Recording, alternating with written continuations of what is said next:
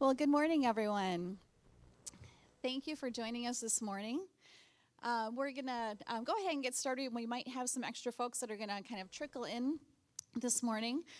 Thank you for braving the wind out there to come to our event this morning. And I wanted to thank you also for your grace. We originally had this event scheduled on January 26th. I was being very optimistic. I had eye surgery on January 19th, and I thought that I was going to be able to see clearly. Much better today. The vision is continuing to get crisp and to come back, so we just really appreciate your flexibility in allowing me that extra time that I needed. I'd like to start out this morning with what we call our community flourishing prayer. God, today I pray for my city. I believe you have planted me in this community on purpose. I pray your Holy Spirit will continually remind me to speak life and blessing over my city. May we walk in unity and love for one another. Please use me to be part of solutions to problems. Help me have a selfless heart and generous hands. Show me opportunities to give back, because I believe as I bless my city, we will flourish. Amen. Thank you. And I also want to, before we get started, thank Pastor Elvin White with Empowering Word. He and his team are so wonderful to work with, really great in putting the event together with us. So thank you so much for allowing us to use your space. So our presentation this morning is what every church should know about poverty. We have a lot of information to share with you. Oh, my clicker's not working now. Here we go. So we have a lot of information to share with you this morning and really want this to be interactive. So at any point, if you have a question or comment, just please feel free to jump right in. So we are going to cover the following. First, understanding the complexities of poverty. And this information comes from our Bridges Out of Poverty trainings. We'll help to differentiate the mindsets in poverty, middle class, and wealth. Look at resources that are available in the community to help alleviate poverty, and talks about gaps in community care. So many of you, either serving on the front lines of your church or for an agency or nonprofit, know that there are a wide variety of resources available in the community, but there are sometimes also gaps in community care that really present a challenge for us trying to help folks in our community. We're also going to talk about who to help and to what extent, and how to become engaged in our Bridges Out of Poverty project. So before we jump into the presentation, I just want to give a really quick overview of One Body Collaboratives. Our mission is to mobilize, coordinate, and further develop church and community resources to rebuild lives and transform our community. One of the ways we do this is through uniting Christian churches to create what we call a flourishing community, providing opportunities for faith leaders across denominational lines to come together and learn from one another, fostering fellowship and ultimately unity as one body, while also working together to meet community needs that create kingdom impact. As part of our Community Flourishing Project, we are launching collaborative networks in 2023. Oh, I think we went one slide too far there. There we go. Our collaborative networks will allow our faith community to come together with community leaders to discuss a variety of issues affecting our community, focusing on 4 specific quadrants. When we know the issues in our community and how local resources are addressing them, we can be much more strategic in a united approach. This network will connect local churches in outreach and mobilize them to discover how the church can be an extension of local nonprofits and other community efforts. Our first event in this series will be held on March 7th at Third Presbyterian Church, and will focus on the northwest quadrant of our city. There is a handout at the back of the room that's available with more information on how to register for that. And then our second area of focus is racial reconciliation, assisting the church in the Rockford area to gain a shared and biblically grounded understanding of the process of restorative reconciliation, including lament, confession, forgiveness, righting wrongs, and restoring relationships. We have done this primarily through our citywide, church-wide book club on the book Be the Bridge. And many of our churches have used that within small groups or actually created groups to do this as a book club. Our third area of focus, which we'll discuss further this morning, is poverty reduction, helping our under-resourced neighbors build life stability and helping our community to break down the barriers that hinder this through creating systems change. So why is poverty a focus for us? According to our community scorecard created by Transform Rockford, our poverty rate in 2019 was 14.7%. They compare us to 101 comparable communities. So communities that are same in size, same in industry, and similar in makeup. And we, at that percentage, rank 47 out of those 101 comparable communities. An area of concern on our community scorecard is generational poverty. In 2019, 23% of our residents under the age of 18 were in poverty. And generational poverty is defined as a family having lived in poverty for at least 2 generations. United Way of Illinois reports that 23% of our households in Winnebago County are called what they consider ALICE households. ALICE stands for Asset Limited, Income Constrained, and Employed. So these are households that earn above the poverty level, but not enough to afford bare bones household budgets. So jumping into understanding the complexities of poverty, we'll cover resources, the research on the causes of poverty, mental models, hidden rules, and then we'll give you a quiz to see if you can survive in poverty. So where do resources come from?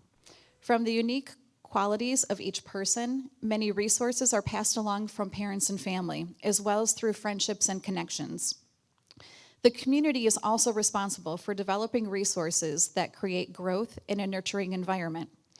To better understand people from poverty, the definition that we use for poverty is the extent to which an individual does without resources. So we all have the same 14 areas of resource in our lives.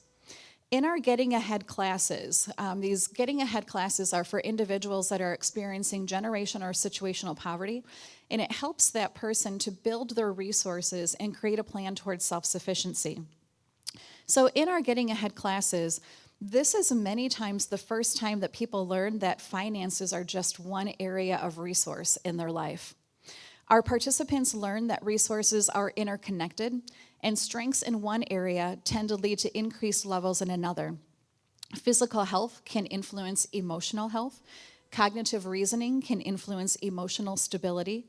And when thinking about resources, the Bridges approach is to focus on the assets rather than the deficits. So I mentioned this was an activity that our Getting Ahead participants complete. They do a very in-depth assessment of themselves, and they pick just 1 or 2 areas that they really want to work on to increase their resources.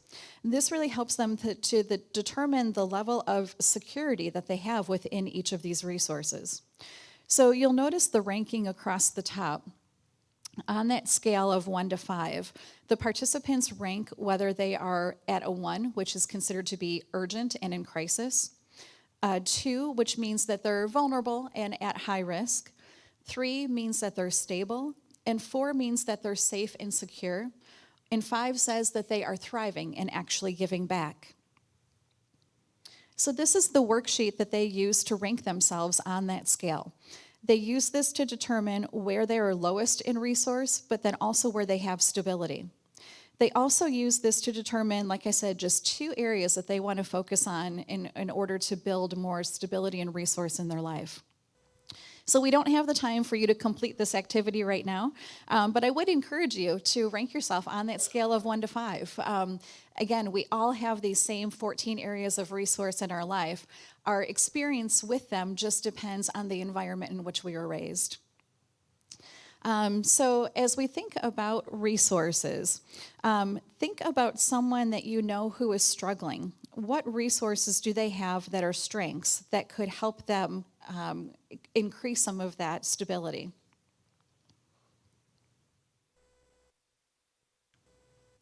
So next we'll look at the causes of poverty. In your handouts, you'll have a form that looks like this.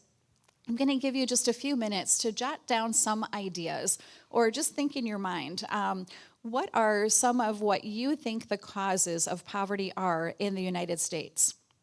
So I'll give you just a few minutes if you got a pen to jot down some ideas, or just kind of think for a few minutes about what you think the causes of poverty are in the United States.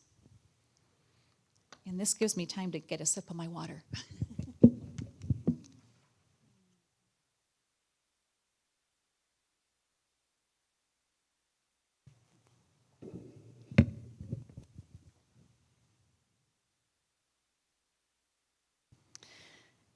When people who work with community members struggling with poverty operate from a common understanding of poverty, the people they serve face inconsistent and sometimes contradictory programs and messages. In our Bridges Out of Poverty program, we have a group that we call our Poverty Reduction Community of Practice. And that group really helps to create a common language to be used in our community. The group meets quarterly and includes professionals of all levels, from executive directors, management level, case managers, in each of the community sectors that you see represented in the graphic here. An important structural component of the common language is, first, our understanding of the causes of poverty. So the research continuum on the causes of poverty include individual behaviors and circumstances, community conditions, exploitation, and political and economic structures.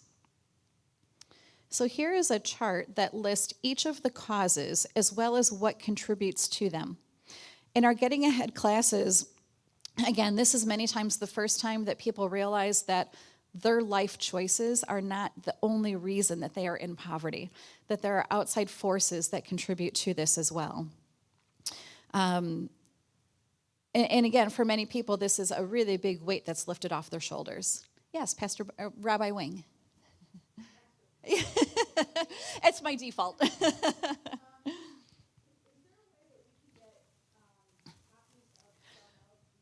Absolutely. Yep. I can make a PDF of the PowerPoint and email that to everyone today. Yep. Absolutely. So it is interesting that there are some commonalities within each of those areas, but then there are some very big differentiating factors as well. So now that we've kind of quickly gone over that, look at your list or think about what you thought those causes were. It's important to keep in mind that the causes of poverty are about more than just an individual's choice. Where we live also matters. Exploitation and political and economic structures also contribute to the causes of poverty. And income changes on a dime, but wealth is created over time. So next we'll review the mental models of economic class. Mental models are internal pictures of how the world works. They exist below the level of awareness and are often unexamined kind of theories in use. They determine how people act and interact. They can help or interfere with learning. Mental models inform the way people think about individuals, institutions, communities, and policies. To have an accurate approach to the issue of poverty, people must have accurate mental models. So our first mental model is a model of someone experiencing poverty or instability. And this was actually created in collaboration with a group of people experiencing generational poverty. In the middle of the circle is the driving force for people struggling with poverty: relationships. When people don't have financial resources to rely on, they often rely on the people around them in order to get by. Around the inner edge of the circle are the things that people experiencing poverty indicate they spend their time on, and not always by choice. Many of these elements are necessary for their survival. We also look at the environment, which includes businesses and other community organizations. So think about the relationship between people in neighborhoods with high rates of poverty and how they interact with police or schools. Is that the same as it is for people in middle-class neighborhoods?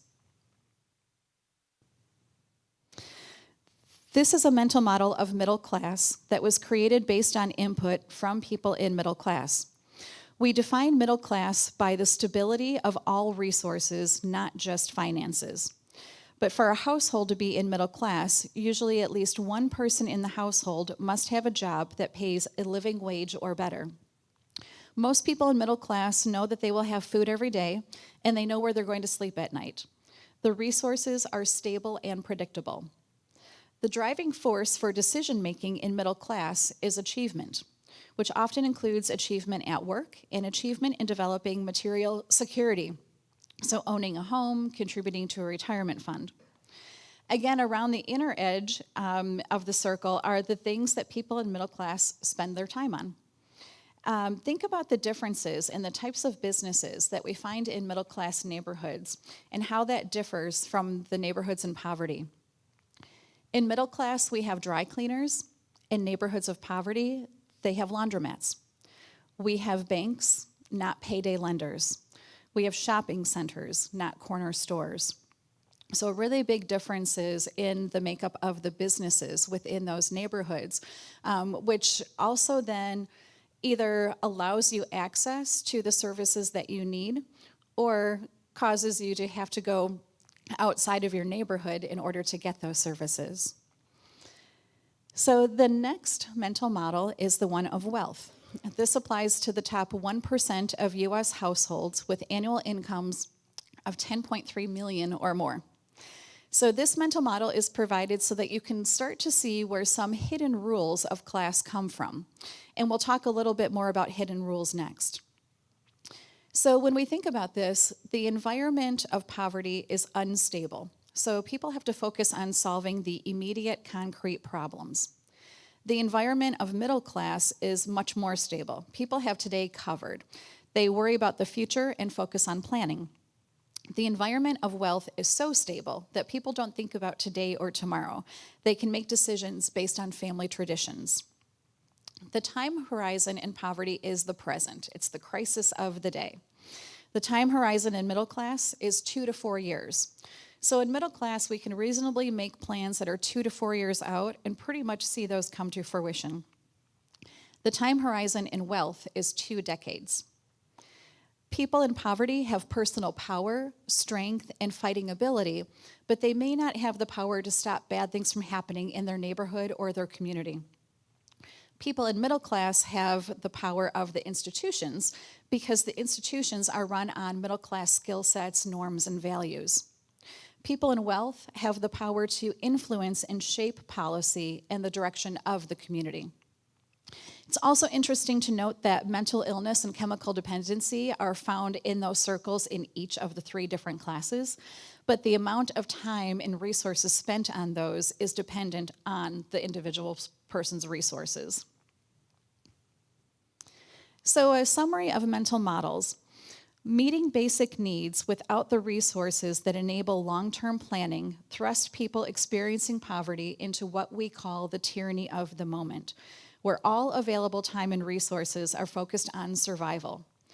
The closer one gets to survival, the less time one has available to learn abstract knowledge bases.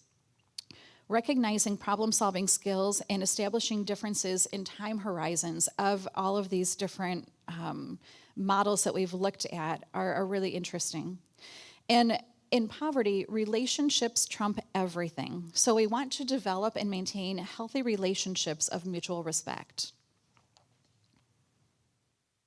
So next, we're going to learn about hidden rules. The key point about the hidden rules of economic class is that they govern a great deal of our immediate assessment of individuals and their capabilities. Sometimes there's a fine line between knowing the hidden rules of another group or stereotyping that group. So we want to remember that this work is based on patterns in thinking and behavior, and that all patterns have exceptions. Not understanding or honoring others' hidden rules can break relationships. Hidden rules are often the unspoken cues and habits of a specific group. The hidden rules come from the environment in which one was raised. So hidden rules exist everywhere and are just about everything, not just economic class. Hidden rules are also shaped by race, culture, religion, and other aspects of identity. Knowledge of hidden rules informs our decision making. Reflecting on the mental models, the environments of class inform and build the hidden rules that we use to navigate life. We don't criticize the hidden rules of another group because those rules are used for survival. The big problem with hidden rules is that they are seldom articulated, but more importantly, they're equated with intelligence or lack thereof. So what are some of the hidden rules that we have in society? Years ago, I owned a Jeep, and this was the first Jeep that I owned. I didn't know there was something referred to as the Jeep wave, that you're supposed to wave to every other person that drives a Jeep. So I was seen as being rude because I didn't know that hidden rule. They're like, well, there's the rude Jeep driver driving by again. And there's hidden rules, like I said, in everything. So like think about, you don't really learn these hidden rules. No one teaches them to you. They're just ingrained. And many times they're modeled behavior. So when you walk into an elevator, you walk in facing people, and then you turn to push the button of the floor you're going to, and you stay facing the elevator door. How awkward would it be if you turned and faced the group of people in the elevator with you? That's just a hidden rule that is ingrained in society.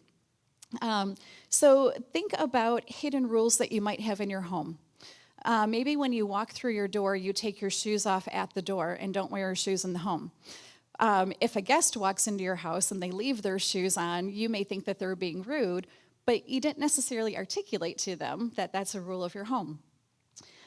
There's hidden rules at work. So maybe in a staff meeting, when the boss says that the staff meeting starts at 10 o'clock, the staff usually knows that that means that we need to be seated in the conference room at 9:55.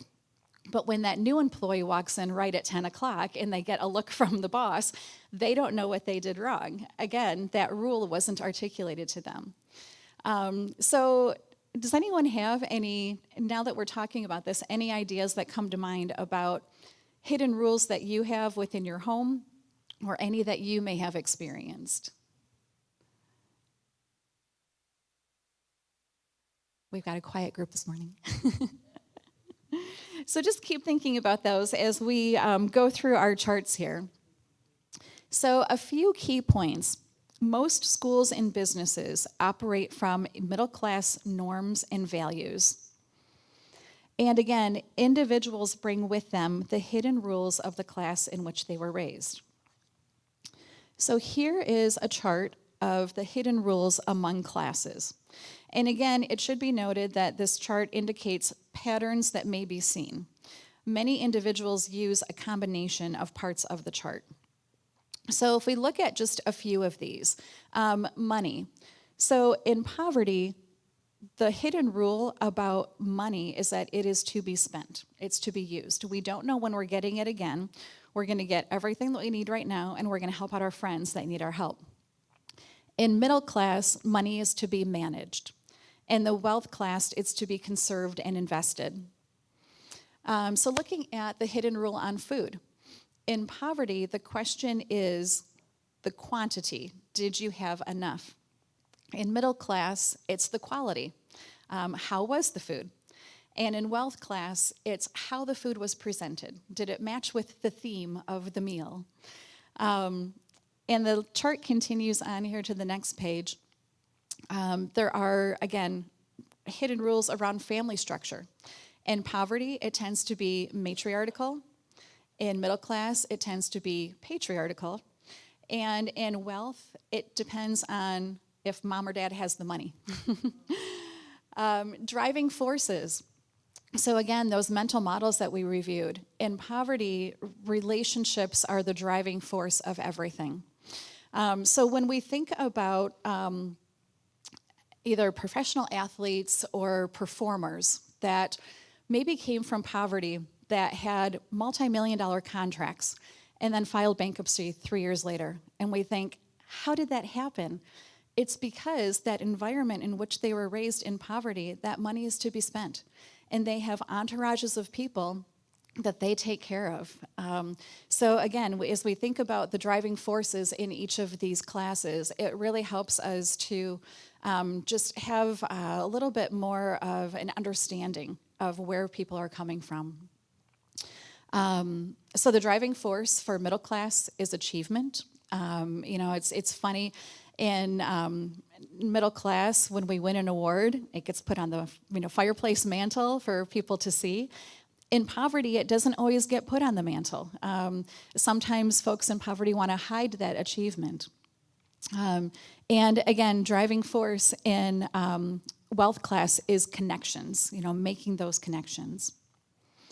So in summary, hidden rules come out of one's learning environment, and people learn them both by being in that environment and being taught. Hidden rules make us aware of the why behind decision making in different classes, and this can sometimes lead to judgment. Knowing and respecting the hidden rules of all economic classes helps develop and maintain healthy relationships of mutual respect. Okay, so now it's quiz time. In your stapled handouts, there are 3 quizzes. Can you survive in poverty? Can you survive in middle class? And can you survive in wealth? So we're going to take a 10-minute break that will allow you to fill out your quiz. Feel free to use the restroom. We do have coffee and water and snacks in the back of the room. So we'll give you just a few minutes, and we'll be back.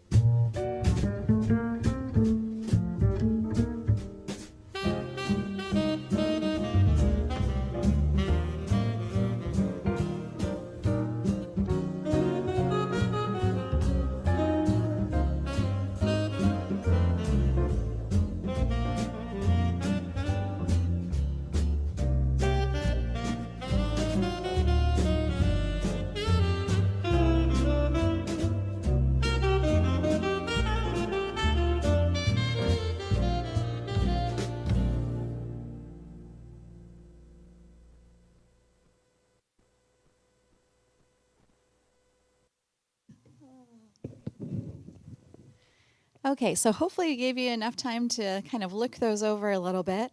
I just wanted to share a couple of kind of aha moments that I had the first time I took these quizzes. The first one, I'm looking through the list on Can You Survive in Poverty, and I was thinking, there is not much on this list that I would know how to do, and there's not much on this list that I want to know how to do. And then I get to the middle class list, and I think, oh my gosh, I can do every single one of these, checking them all off, left and right, no problem. And then I get to the wealth class list, and I thought, okay, it would be nice if I had a private plane. But I think that is the same thing from people experiencing poverty are thinking about as they look at that middle class list. They look at that list and they think, I wish I knew how to do these things. My other aha moment was to go from middle class to the wealth class, I would literally need to win the lottery. And I think sometimes people in experiencing poverty have that same kind of feeling in order to make that leap to middle class. So before we move on, I just wanted to mention that this training that we just kind of went through, this is training that is from Bridges Out of Poverty at the national level. These trainings are available in our community. I provide these to groups on an ongoing basis. So if you were intrigued or interested in kind of the brief overview that we did on the complexities of poverty this morning, I'd be happy to come out to your organization to do trainings for your staff, for your missions teams, or for your congregations. So just keep that in mind. Any questions or thoughts or comments on what we've covered so far today? Anything in terms of those mental models we looked at or understanding the hidden rules, or anything that jumped out as you took the quizzes?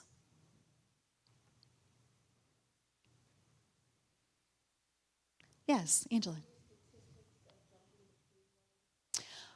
Oh, that's a good question. I'll have to do some research on that. Yeah.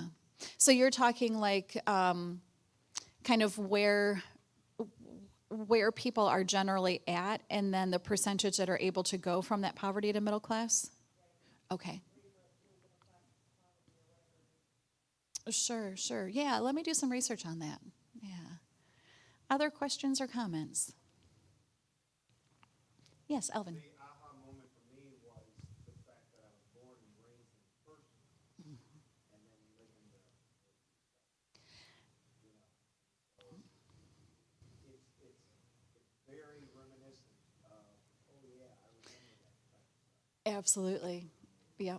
Not more, from a standpoint of hands-on, but it is something that. Yep, absolutely. Wonderful. Okay, so moving on here. Now that we have a deeper understanding of the complexities of poverty, we'll look at community resources and how we find those. So on our website at onebodycollaboratives.org, you'll find a tab that says Poverty Reduction, and on that drop-down menu, you would click on Community Resource Directories. So here we list several different directories that are available throughout the community. The first one is the directory that we've created that is self-reporting, which means that anyone can add their own listing to this. So the directory allows you to search by category, and then there's a drop-down menu for subcategory, and that populates with all of the available resources within that subcategory. You can also then click on any of the listings, and that will populate into additional information on that specific resource. So it would give like program information, dates and times of when that program meets, contact person, email, and even a map to that specific location. The next one is the Winnebago and Boone County directory that was created by the Youth Mental Health Coalition. And all of the resources that are listed are the categories in blue on the left there.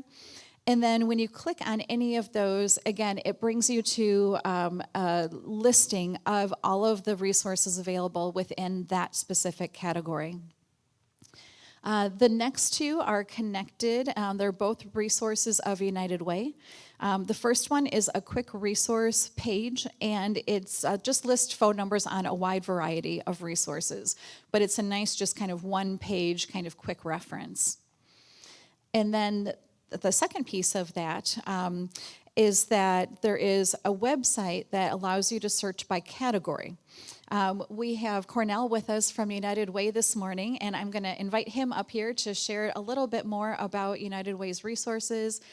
He's going to talk a little bit about 211 and the new 988 number and ways that United Way can help you connect to those resources.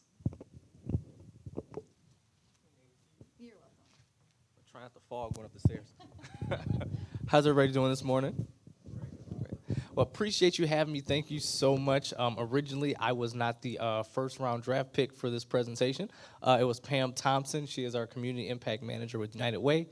She is currently on a short medical leave, so she asked that I step in, and I'm going to try to do the best I can at not botching this. So essentially what I want to talk about briefly is 211 and 988. So essentially what 211 is, it's a quick resource guide. So there's an online option as well as a telephone option. So if there's someone who, say a family that may be within an organization that you volunteer with or one of your congregations, and you know that they're having insecurities in, say, food or clothing or maybe need utility assistance, you can use 211 as a reference number, and they'll contact you, and you can get in contact directly with the services that may help out with that specific need. So if you know it's someone who is having food issues or needing utility assistance, you can call 211, let them know what you're looking for directly, and they'll connect you with the appropriate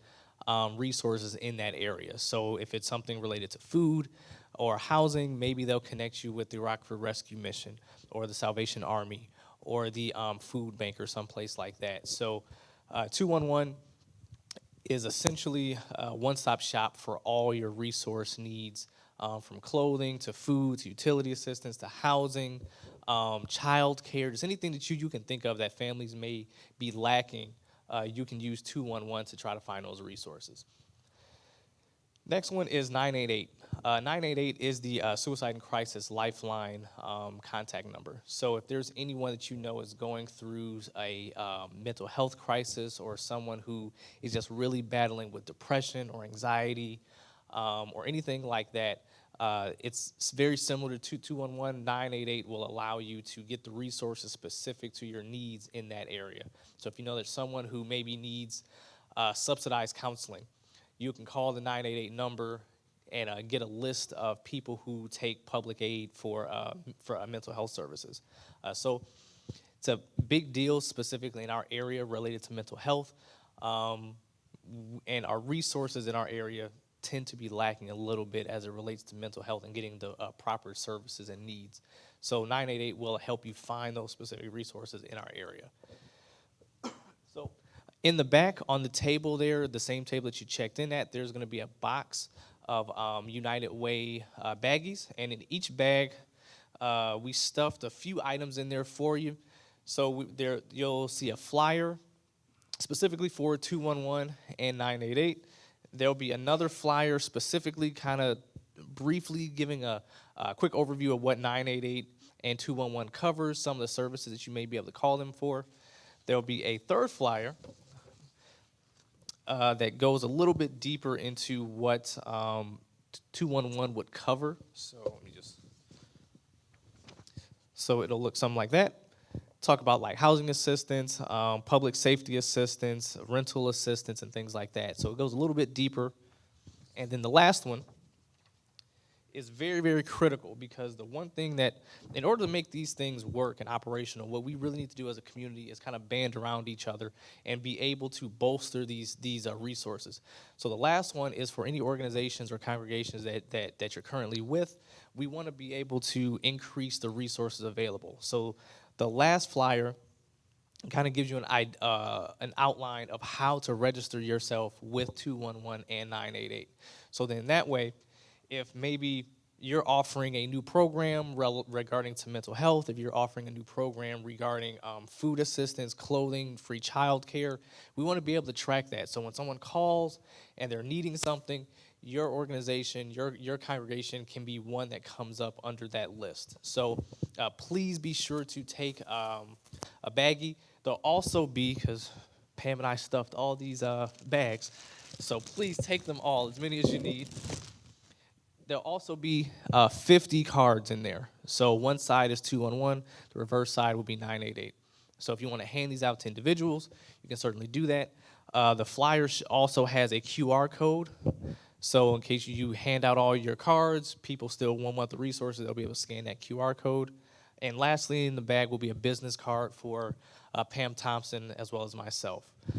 So thank you for having me. I greatly, greatly appreciate it. And one thing I would like to say is I had never seen that poverty quiz before. Thought that was really interesting. That first one about poverty, I lived every single one of those bullet points.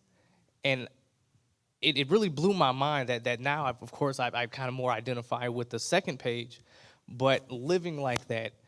And I don't wear that as I don't say that as a badge of honor, like I'm stronger than someone else or I'm mentally more fit than someone else, but I wear that as more of a badge of honor as to God's testament and to his strength and to prayer and to family support. So I really do appreciate the opportunity to come and speak and see that.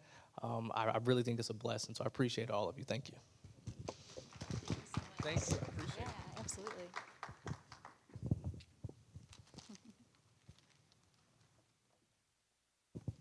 Thanks again, Cornell.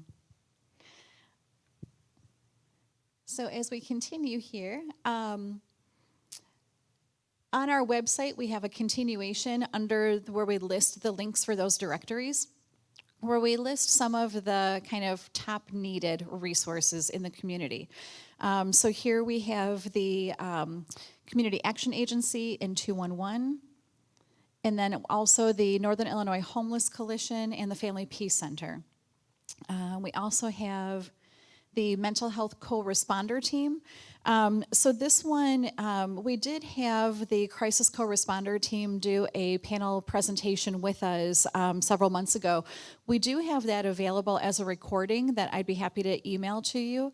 But they talked about when it is appropriate to call 911 versus calling the Crisis Co-Response Team. So if you have someone that comes into your church or facility that is experiencing or showing signs of mental health or a mental struggle, many times you don't just want to call 911. You don't just want to call the police. The Crisis Co-Response Team is a response team that is made up of police officers and folks from Rosecrans. And so they're able to come out and kind of do a triage of the situation, short of just having the police come at that time. Yes. When are they available? Oh, that's a good question. I'd have to go back and go through that. On a Sunday morning, are they available on a Saturday night? Right. Shows up at the program. Yeah, and that's a good point. That's something we're going to talk about next year also. So I'm sure that many of you have seen these signs in the community.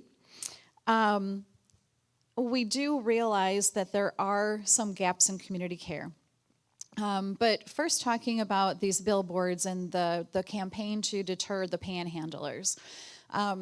As we've talked about, or as we've seen here, there are resources available for the panhandlers to utilize.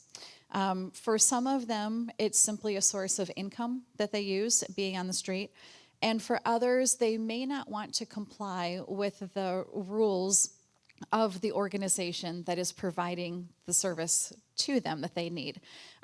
We would encourage you not to provide money directly to them, or if you do, to also encourage them to utilize the resources in the community, such as the Rescue Mission, Shelter Care Ministries, Carpenter's Place. In addition to a meal, by going to these locations, they will also receive a shower and temporary housing and case management to help them so that they don't have to be on the street. Just want to keep people safe in our community. So we do realize that there are gaps in what our community provides, which creates a challenge when you're trying to help someone. The gaps can be in specific services, such as the ones we've listed here, or it can be in the timing of the need. So it can be difficult to connect someone to a resource in the evenings or on weekends. And there are times when the community resources run out of funding for specific programs and services. So again, some of the gaps that we have seen in housing, rental assistance, and hotel vouchers. There are times when the city or the county will condemn a living space. They do give that individual, the list of what needs to be remedied in order for that to be habitable again. And they do give them a list of resources in terms of places to stay. There are times that many people will still call agencies or churches asking for hotel vouchers to help get them through this time. That is kind of a gap that we find in community care sometimes. Transportation, car repairs, gas cards. We have had individuals that have needed money for a funeral that they have to get to out of town, or money for a doctor's appointment that they have to get to out of town. We do find that there are some gaps in community care around this area. Oh, good, thanks, Laura. Do you want to share a little bit about how you could help with some of the gaps, maybe?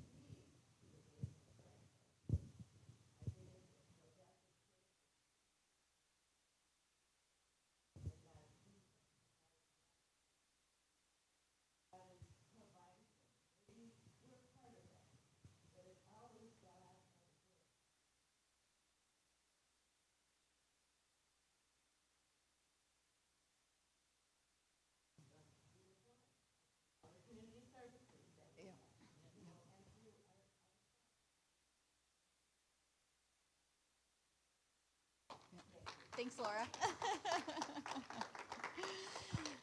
Great point. And that kind of leads into, we have a handout that we've provided that's thoughts on benevolence, and kind of giving some guidelines of who do you help and to what extent. I think Laura hit on some great points there, and also we have to first and foremost be aware of the resources that are available in the community, because there are resources there for folks to connect to. We do know that there are challenges in connecting people to these resources. LIHEAP, for example, that helps with utility bills. There is a limited number of funding that is available to the city, and once that funding is gone, there's just not funding available to help folks with those utility bills. So there's resources out there, but then there are also those gaps that we find in that community care. So how do we determine who to help and to what extent? It really depends on your relationship with that individual. Many churches will provide benevolence directly to their congregation members and then perhaps refer folks that are coming in off the street to other community resources available. If you've helped an individual in the past, that may also determine if or how you're going to help them maybe that second or third or sometimes fourth time. If you do help financially, we do recommend asking some questions just to make sure that there's not any red flags that come up. So, for example, the person asking for money to get to that funeral out of town, ask them where it's going to be located. What is the name of the funeral home? Call the funeral home and ask if there's a visitation happening for mom. If you're providing them with a gas card or to get to a doctor's appointment, call the doctor's office, confirm that there is an appointment. And then we always recommend that you give them a gas card so that instead of cash, so that the money can be spent in the intent in which it was asked for. So it starts to be a red flag if the person says, oh, well, I just need the cash because I'm going to pay someone to drive me there. That can start to be a red flag for them. So again, you can simply give the gas card we're giving you to your friend to drive you there. So just some things to think about in that list on those thoughts on benevolence, I think will help along those lines also. So just kind of jumping into a quick overview of our Bridges Out of Poverty program. The reason that we launched this program was really to provide a long-term sustainable solution to reducing poverty. So in the past, when we had our resource center, when we first acquired Love Inc. of Greater Rockford, what we found is that we were simply putting the Band-Aid on the crisis of the day. We weren't getting to the core issue that created that crisis for that individual. So taking a completely different approach to this and being much more proactive, really no longer running the Resource Coordination Center in any capacity, other than as a referral network to our member partner churches, but really using this Bridges Out of Poverty program to help us create that sustainable change in the community. So the chart here, if I can get to my chart. Sorry, my clicker doesn't, maybe it needs a new battery. There we go. So these resources, this is the same kind of activity that I showed you earlier where you could rate yourself on that scale of 1 to 5. These are the resource increases by our graduates that they have achieved. And this is just in the short 10 weeks of the classes. We also have the stability increases. So they tell us how their overall life stability has increased as a result of taking the class. Many of them have had increases in housing. The increase in bills means that they're stable in that area. It doesn't mean that their bills went up. And employment, wages, stress, and so on. So we also show some return on investment for our community. 34% of our graduates indicated that they had an increase in income. 32% had a decrease in debt. 43% had an increase in their educational attainment. And 13% no longer rely on state or federal benefits. So we want to continue to have these types of measurable results. Again, it's just a much more proactive way that we can help folks in our community. So some additional results, 94% of them indicated that they made progress on the goals that they set in the class. 100% identified additional tools or resources to help support them in reaching their goals. 100% said they would recommend the class to others. And we asked them what they've done differently as a result of taking the class.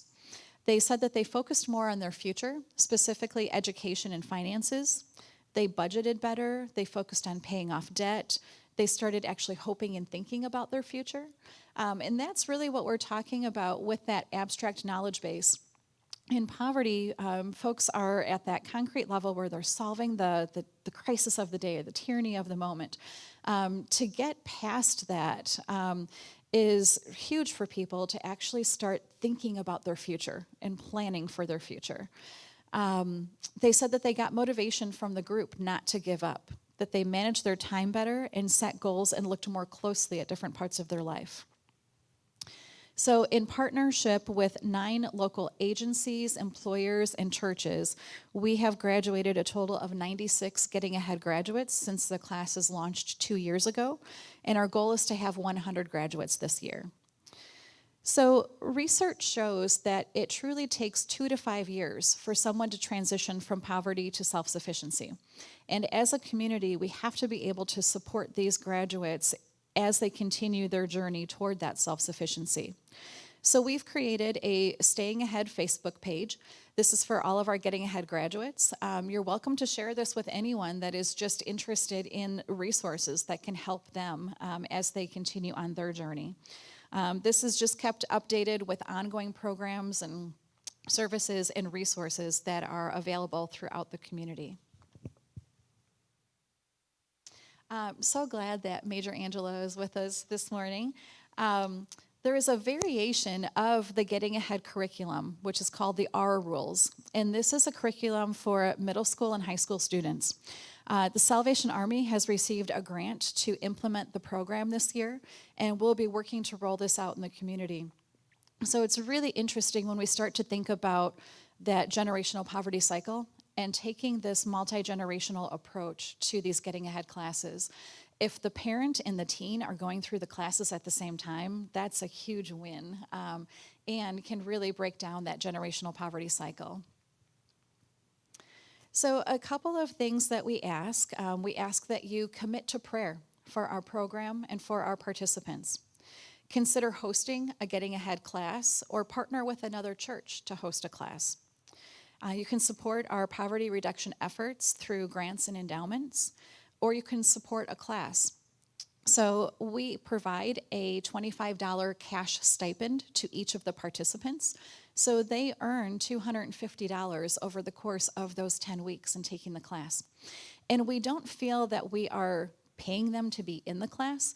We are paying them for their time and for their expertise. They have a lived experience in poverty, and we need to better understand that as a community so that we can shape our programs and services to meet their needs better. We feel that we learn as much or more from them as they learn from us during these classes. And attending our poverty reduction community of practice meetings. Those are open to anyone to attend on a quarterly basis. So with that, I just want to thank you for your time this morning. Again, thank you to Empowering Word Christian Center, to Pastor Alvin, and to your whole team for helping us get our event ready this morning. And with that, I'd be happy to answer any questions that you might have.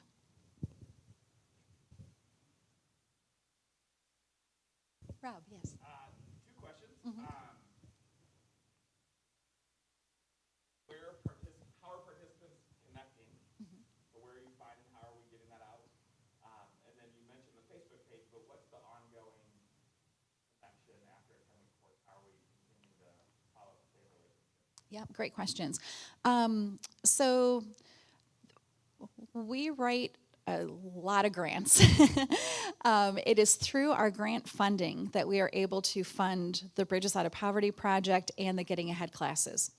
So what we have learned is that because One Body Collaboratives doesn't have case managers or ongoing programs that work directly with folks in poverty, we decided to partner with agencies and nonprofits that already have programs in place that we can simply just build this curriculum into. So Rockford Housing Authority runs the Getting Ahead classes on a rolling 10-week basis. It's just internal in what they do. NIREACH, which is Winnebago County Housing Authority, hosts 2 classes a year. They choose 2 different housing developments, which makes it really easy for folks to take the class that they already reside in that facility. They simply go down to the community room and they take the class. So each year we identify additional agencies or nonprofits or churches that want to host classes. So for some of them, again, they already have the participants built right in. They know who their clients are, and they invite them to take the class. And then for churches, we work with them to help kind of canvass the neighborhood. We want to make sure that we're removing the barriers of transportation and childcare for folks. So those are two of the criteria if you're going to host a Getting Ahead class. Is transportation easy? Are you on a bus stop, or can folks walk, from your neighborhood to take the class? And then is childcare available? So we really act as a pass-through. We receive the grant funding, and then we pass that along to the agencies and nonprofits that we're partnering with. And then your second question, so the Getting Ahead Facebook page encourages the graduates to look for those ongoing resources or programs or services that can help them to stay ahead. The individual agencies and nonprofits that we work with also have programs in place. We ask the participants, are there resources that you're in need of? How can we help connect you as you continue on in this journey?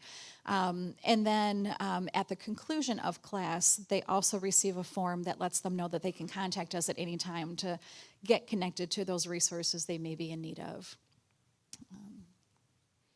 Other questions? Yes, Connie.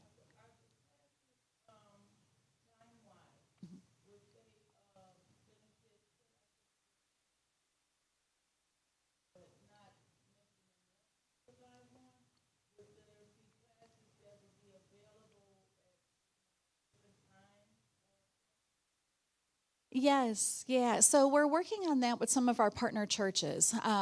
Second First Church is looking at a pilot program that they could run, which would, they partner with a nonprofit called Jeremiah Development.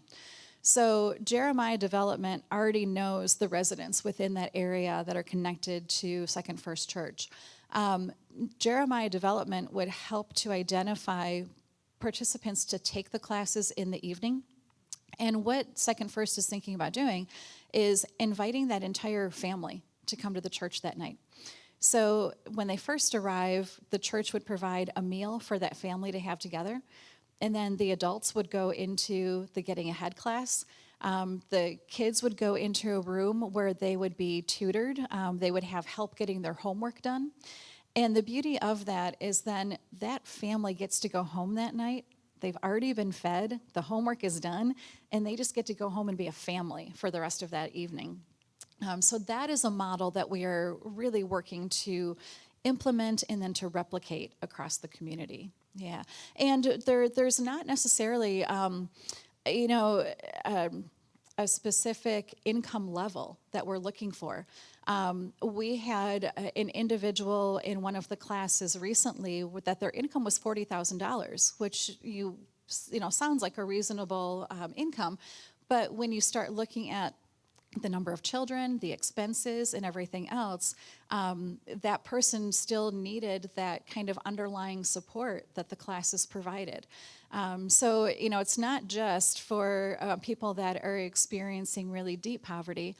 And I always say that the best Getting Ahead participant is someone that has a healthy dissatisfaction with the way that their life is going. If it's someone that is in the mindset that, hey, I've got benefits, I'm just going to keep, receiving and using these benefits, they're probably not going to be a really good participant. We want folks that really have that internal sense of motivation. And it might just be a little bit of motivation that they have at the beginning of the class, but maybe from their learnings and from the conversations with others in the class and the conversations with the facilitators, we can really help them increase that motivation and provide them with the information that really allows them to think maybe for the first time sometimes in their life that, I can do this. So, other questions? Yes, Harlan. Mm-hmm.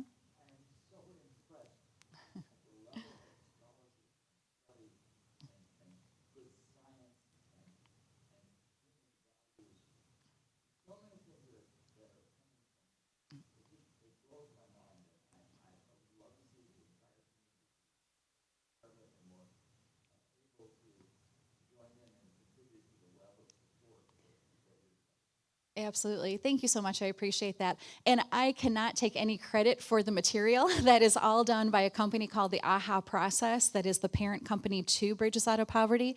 I just get, I'm just blessed to be able to share the information with our community. I've also become a national consultant with the AHA Process. So I'm actually traveling to other communities, sharing this information with them, and helping them to develop their poverty reduction strategies to help within their communities. So thank you so much for that. And we are really blessed with the funding that we receive for our organization. But it is just Sue and I. So Sue, I just wave in the back. Sue is our office coordinator. With just 1.5 staff members, we're able to provide all of this results for our community. And we do really want to see the entire Bridges Out of Poverty project really scale in the community. So we will continue to pray for this. We will continue to write our grants and just have that faithful step that we're just going to keep doing the work and that God's going to provide that funding that we need. Yes, Pastor Rob. Maybe this is obvious to everybody else. So, right, and I know that most of us connect with loving, right? Yes, for a clearinghouse, but also so we didn't feel guilty just saying we're not going to deal with the call that. I think what I heard you say is that we're still promoting the resource numbers.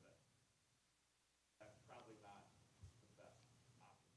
I know I've been getting more calls lately. Yep. Last month, I've been getting more calls of random looking for stuff. So am I hearing that's not our best stuff? We need to find other ways to connect. So the challenge that we had with the Resource Center was that One Body Collaboratives became known as, when you don't know where else to send someone, call this phone number. That really was not the model that it had started out as.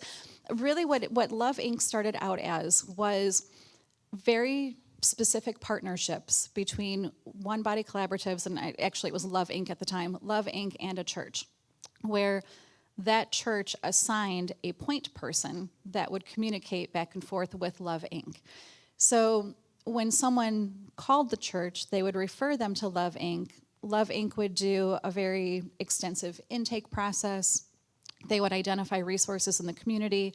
And then when there was that gap, they would call that church back and say, okay, I was able to help with this, this, and this, but there's still $500 that person needs. Can your church cover that?